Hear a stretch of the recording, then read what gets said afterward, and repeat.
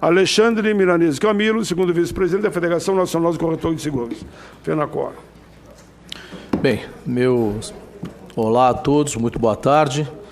Senador Paulo Paim, muito obrigado por convidar a Federação Nacional dos Corretores para que aqui nos pronunciássemos. E também trago aqui o meu abraço do nosso presidente, Armando Virgílio, o senhor conhece muito bem. E quero parabenizá-lo por trazer para a Comissão de Direitos Humanos este debate. Afinal de contas, corroborando com tudo que o senhor falou, acredito que uma das coisas que mais evidenciam os direitos humanos é o emprego, né? É a condição de empregabilidade da pessoa, é a pessoa poder ter, via sua atividade, via sua profissão, algo que nós temos que entender que realmente estão incluídos de fato nessa questão de direitos pessoais, direitos humanos, porque o emprego permite à pessoa o seu desenvolvimento pessoal, permite à pessoa futuramente depois empreender pelos seus aprendizados, trabalhando em alguma corporação, em alguma entidade, e permite essencialmente, senador, que as pessoas tenham os seus sonhos, né? Que as pessoas não tenham cerceado o seu bem maior, um dos seus bens maiores, que é poder sonhar, que é poder querer prosperar e progredir na vida. Eu não poderia deixar de citar aqui a presença do Dr. William Douglas e do pastor Raul Júnior, que às vezes a gente confunde as coisas. Essa questão de cotas, eu entendo que ela cabe muito bem dentro do debate de oportunidades. Nenhum de nós está aqui, está onde está, se desenvolveu, se alguém, algum momento, não lhe trouxe uma oportunidade na vida para se desenvolver. Quer seja um amigo, quer seja um educador, quer seja um programa de governo, quer seja uma defesa de cotas como o senhor. Qualquer um de nós, quando sentamos para conversar, sempre na nossa história agradecemos a alguém que nos deu uma oportunidade. Estava falando isso aqui com o meu amigo agora, o João, que é presidente do Sincor, aqui do Sindicato dos Corretores de Seguros aqui do Distrito Federal, que contava a sua vida vindo lá de Pernambuco, lá de Petrolina, e ao chegar aqui com 18 anos, quem lhe abriu as portas, né? Então a gente jamais pode deixar de enxergar essa questão de oportunidades. Bem, a nossa presença aqui é para trazer justamente ao debate essa questão que envolveu a desregulamentação não só da nossa profissão, quanto de outras 12 profissões também, e por um princípio nada compreensível e até mesmo por uma falta de critério razoavelmente trazido à discussão e que se justificaria uma ação como essa. Como já foi dito aqui pelo senador Paulo Paim, nós não temos nada contra, absolutamente nada contra, nenhum projeto que busque possibilitar postos de emprego, novos postos de emprego, ou quantos postos de emprego forem possíveis, especialmente dessa questão de também tentar tirar da informalidade ou de outras propostas não muito adequadas os jovens, que certamente precisam percorrer aí no começo das suas vidas profissionais o caminho correto, a boa orientação. Somos totalmente favoráveis a isso. O que é minimamente paradoxal é porque é uma medida que busca trazer empregos e que tem uma crítica da própria Secretaria de Política Econômica, porque a MP parece que se propõe a ter 1.800.000 postos de emprego, e há um artigo da Secretaria de Política Econômica que diz que, quando muito, esta medida trará 272 mil empregos. Isso, inclusive, foi publicado, eu li, num jornal de grande veiculação. E como é que pode isso, então? E aí que vem a questão de ser paradoxal. A nossa categoria, a nossa profissão, hoje, direta e indiretamente, abriga 500 mil colaboradores. Ora, então não faz sentido algum e razão nenhuma de algo que busca dar empregabilidade, desregulamentar uma profissão que, ao ser regulamentada, já transita totalmente no ambiente da formalidade. Quer dizer, todos esses postos de empregos aqui ditos estão devidamente no ambiente da formalidade, que é o que a MP busca. Bem, como corretor de seguros, senador, e dentro daquilo que a gente tem advogado aqui, da nossa condição técnica, da capacitação e qualificação técnica necessária para a pessoa se desenvolver como corretor de seguros, a gente faz a lição de casa da gente, né? Afinal de contas, trabalhamos com risco, levamos avaliação de risco, procuramos mitigar risco, procuramos garantir os bens das pessoas materiais ou afetivos, então a gente tem que estudar a situação. Então, vocês vão me permitir, eu vou ser rápido, mas eu trouxe aqui umas apresentações e uns números só para vocês terem ideia. O número de corretores de seguros é ilimitado, né? Conforme o artigo 2º, parágrafo 1 da Lei 4.594, que nesse momento completa 56 anos, lei esta que foi revogada no artigo 51, se não me falha a memória, da MP 905. E aí começa todo o transtorno, todas as consequências que isso trouxe. A categoria hoje perfaz um pouco mais de 100 mil profissionais, tanto de ordem na condição de pessoa física, quanto na condição empresarial de pessoa jurídica. Aqui eu cito ali, são 50 mil empresas, geradoras de empregos, impostos e, evidentemente, cumprindo com o papel como agente de proteção à sociedade. A quantidade de novas empresas cresce significativamente a cada ano. Seguro é um setor que tem um longo caminho a percorrer em termos de desenvolvimento. Tanto é verdade que nas 2 últimas décadas, independente de qualquer situação econômica, política, instabilidade judicial que o país atravessou, nós crescemos 2 dígitos todo ano, né? Então isso prova ainda o potencial que o setor tem, mormente por conta desse trabalho todo dos corretores de seguros. A estimativa dos impostos pagos pelos corretores e empresas corretoras de seguros em 2019 foi da ordem de 10 bilhões de reais. Lembrando que foi a nós permitido sermos optantes pelo Simples apenas a partir de 2015, num movimento encabeçado pela FENACOR, pelo nosso presidente Armando Virgílio. Até então, a nossa tributação não nos permitia, o nosso regime tributário não nos permitia ser optantes pelo Simples, portanto arrecadávamos mais impostos, éramos equiparados a instituições financeiras.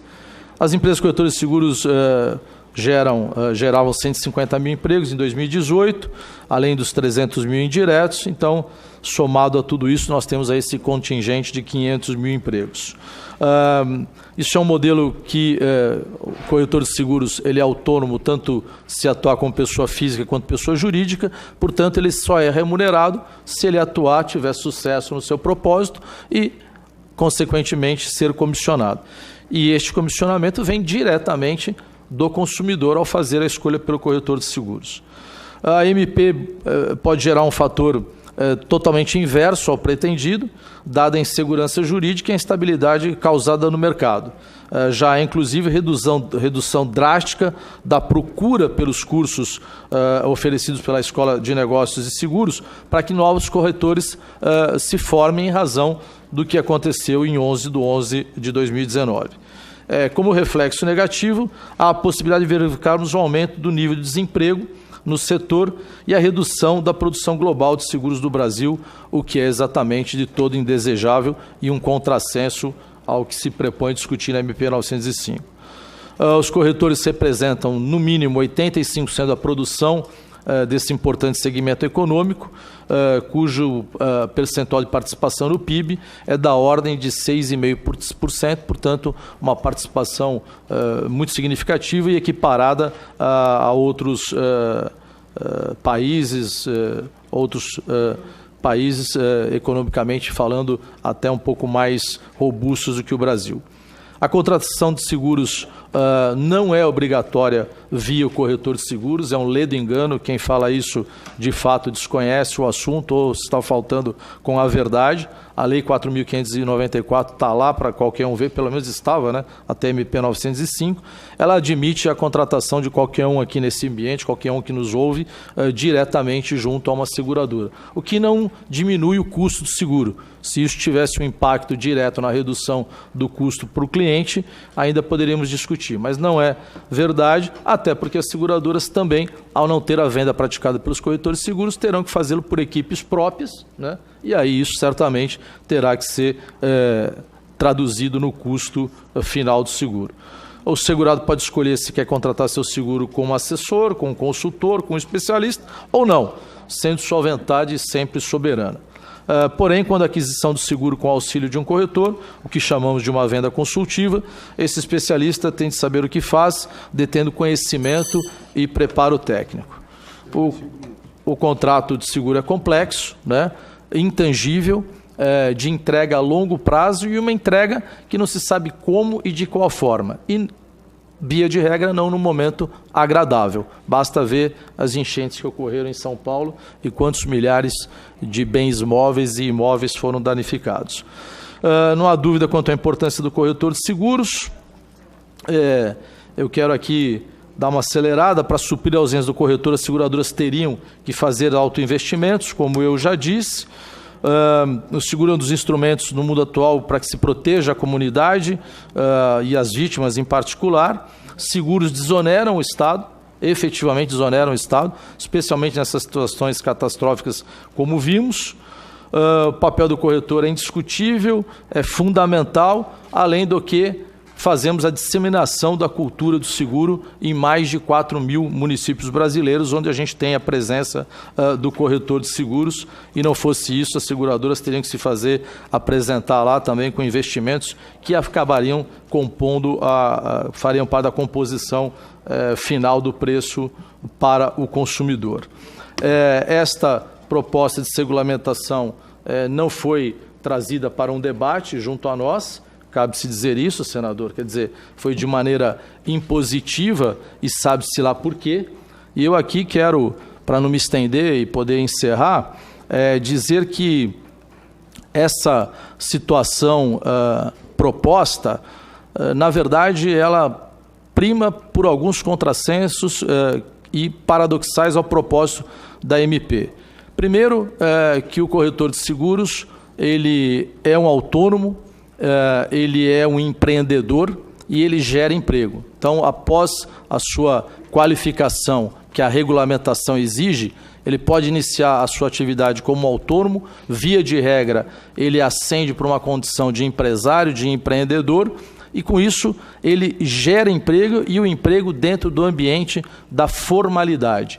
Se é o que a MP 905 busca, que é dar emprego ou permitir aos jovens o emprego no ambiente formal, isso, na verdade, está propiciando o contrário, né?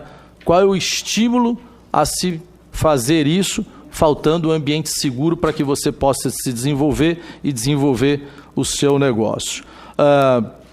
O estudo que a regulamentação exige e que a gente não pode prescindir de forma nenhuma, ele faz com que a gente se desenvolva e gere, como eu acabei de falar, o emprego formal. E sem a regulamentação, obviamente, nós estaremos estimulando a informalidade.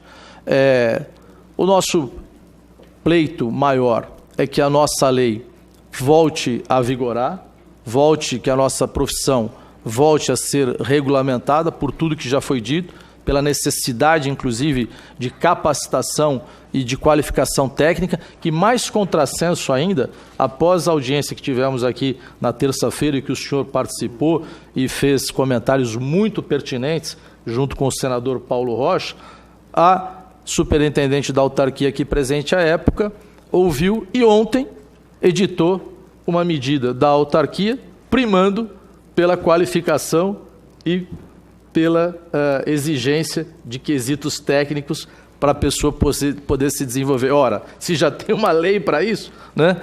Então realmente fica difícil entender.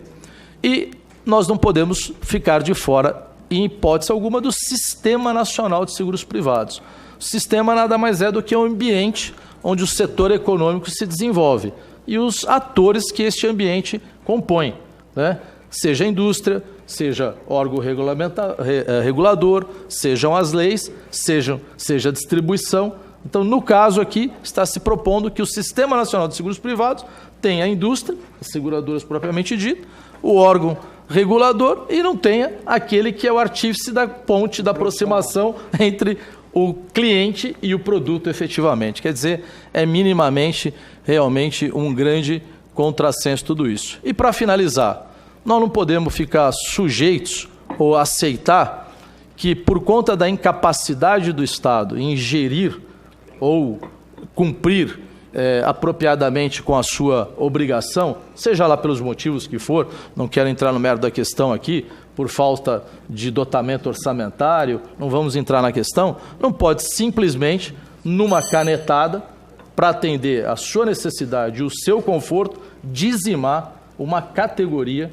que os números aqui comprovam. Mais de 100 mil profissionais, mais de 500 mil empregos, mais de 10 bilhões de impostos recolhidos, cumprindo maravilhosamente com o seu papel perante a sociedade, protegendo o consumidor na égide de uma lei que este ano completa 56 anos, que sem dúvida nenhuma pode e deve ser reescrita, modernizada, adequada aos tempos atuais, mas em hipótese alguma pode ser banida e assim poder colocar em risco toda a nossa categoria e tudo isso que eu já falei. Senador, mais uma vez, muito obrigado. Me perdoa se eu me estendi. Um abraço a todos vocês. Muito obrigado.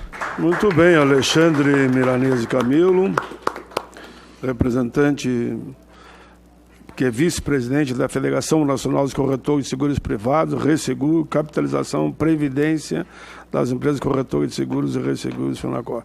E você fala da lei de que ano, é? 1964. E nesse período todo... Nós não tínhamos nascido, senador. O nós aí não deu. Eu gostaria de dizer que eu sou de 65. Eu já tinha. Eu não escondo a minha idade, acho que não tem por que esconder. Eu sou de 50. Eu sou de 60. Então, 10 anos mais jovem, viu? Eu estava com 14 anos quando deu o dito golpe militar, né? E eu então vivi toda essa época. Enfim, e fui constituinte. Só tenho a maioria dos constituintes fizeram a viagem eterna, mas eu ainda estou aqui incomodando. Grande parte, pelo menos. Mas eu tenho boas lembranças. Mas tu vê, essa lei nunca foi... Algum governo já tentou acabar com a lei de vocês? De forma nenhuma. Nunca, né? Nunca. Tem coisas aqui que são inéditas nesse governo, como essa de acabar com... É porque ela cumpria muito bem o papel dela, claro. Não havia razão nenhuma. Pode ser adequada, modernizada, mas... E vamos lembrar aqui, 500 mil empregos, vamos pegar os familiares, dá para chegar em 1 milhão de pessoas. Sem dúvida. 1 milhão de pessoas prejudicadas. Se incluir as famílias e tudo mais, sem dúvida nenhuma. No mínimo 1 milhão de pessoas. E fere, senador... Pode falar aí, pode falar que eu vou passar para os próximos. De maneira absoluta, sem sombra de dúvida, fere o consumidor. Seguro não é uma caneta que os senhores, que as senhoras adquirem e querem na cor prata. Mas ao chegar em casa, o atendente ou o veículo, seja lá qual for que foi feita a compra, quando você chega na sua casa, você vê, puxa, entregado a dourada para mim. Aí você vai lá e reclama e volta. Seguro hoje contratado, ele garante uma situação improvável e talvez sem o fato venha ocorrer, o sinistro propriamente dito. Então não tem como se recorrer a esta troca se na hora da entrega do produto, que é o sinistro, ele não tiver sido contratado adequadamente. Agora o senhor imagina um pai de família contratar um seguro de vida, algo que vai garantir o sonho dessa família e contribuir com esse seguro 20, 30 anos da mão de qualquer um que não tem um compromisso com aquele que está adquirindo, e ali 30 anos depois, a pessoa vem a falecer, vai a viúva lá e fala, ué, eu quero aqui resgatar aquilo que o meu marido teve a preocupação de deixar para a gente, ou o viúvo. E aí ele fala, não, mas isso daqui, ele comprou uma coisa, mas Fake é outra. News. Fake news. Não tem cobertura. Não podemos expor o consumidor a isso, pelo amor de Deus, não podemos. Muito bem. Bom, senador, muito obrigado aí por permitir as considerações finais, porque a gente vai ouvindo tanta gente, claro, né? E sempre falta sempre alguma coisinha para dizer. Ouvindo a senhora, senadora, me deu saudade da minha avó, que se chamava Zenaide também. a Zenaide Vincenzi. Então, prazer imenso em conhecê-la. E o senador Paulo Paim é do Rio Grande do Sul. Mas quando a senhora fala o nome dele com esse seu sotaque gostoso nordestino, de Paim parece que vira Painho, né? Fica bem... Fica... Obrigado pelo BR-101. É verdade. Mas o Painho é quando eu vou à Bahia. Então aí é Painho pra cá, diga, é comigo? Não, é o Painho. Só acho que está sendo... Aí eles falam Painho pra cá e Painho pra lá. Bem, como já foi dito aqui, eu creio que não resta dúvida, o senador falou que quem não quer combater a fome, né? Só quem não tem fome, né? Tá certo. Então, também da mesma forma, em hipótese alguma, nós queremos combater qualquer possibilidade de empregabilidade, de emprego nesse país. Quero crer que ninguém, seja lá de que partido ou posição pessoal, nisso somos unânimes. Todo mundo quer o emprego, o desenvolvimento, especialmente o emprego formal, como a senadora muito bem disse. O que não se pode esquecer é aquele famoso ditado da diferença entre o remédio e o veneno, né? Sabemos claramente que é apenas e tão somente a dose. Da nossa parte aqui dos corretores de seguros de todo o Brasil, eu quero dizer que nós queremos a nossa regulamentação de novo, a regulamentação da nossa lei. Isso me parece, sem dúvida nenhuma, um consenso entre todos, a não ser aqueles que revogaram a nossa lei, que devemos, não é que queremos, devemos fazer parte do Sistema Nacional de Seguros Privados e que sim, esta é uma parte que temos consenso com a nossa autarquia, com quem promoveu toda esta situação para nós, que é a nossa autorregulamentação, que de fato temos maturidade para tomarmos conta dos nossos atos, nem por isso deixarmos de ter uma lei que nos regulamenta, porque senão fica até difícil promover a autorregulamentação. Dessa forma, nós não podemos aceitar de forma nenhuma que o interesse único, o interesse de resolver o problema até mesmo da situação de Estado, de cumprir com as suas obrigações, caminhe por dizimar uma profissão que é reconhecida especialmente e aceita pelo consumidor ao longo de décadas, o consumidor aceita o corretor de seguros, tá certo? E que com isso também a gente dizime especialmente empregos e empresas que são geradoras desses empregos. E, para terminar mesmo, eu quero aqui agradecer, senador, a todos os parlamentares que se pronunciaram na última terça-feira, na audiência aqui que estivemos, presidida pelo deputado Lucas Virgílio, que todos os parlamentares, independente da sua posição, todos foram a favor do que aqui hoje nós estamos defendendo. Senador, mais uma vez, muito obrigado. Os corretores de seguros de todo o Brasil lhes são gratos por essa oportunidade. Obrigado a todos os amigos de mesa. Obrigado, senadora. Obrigado. Tudo bem, senhor Alexandre Milanese Camilo, que falou pelos corretores de todo o Brasil.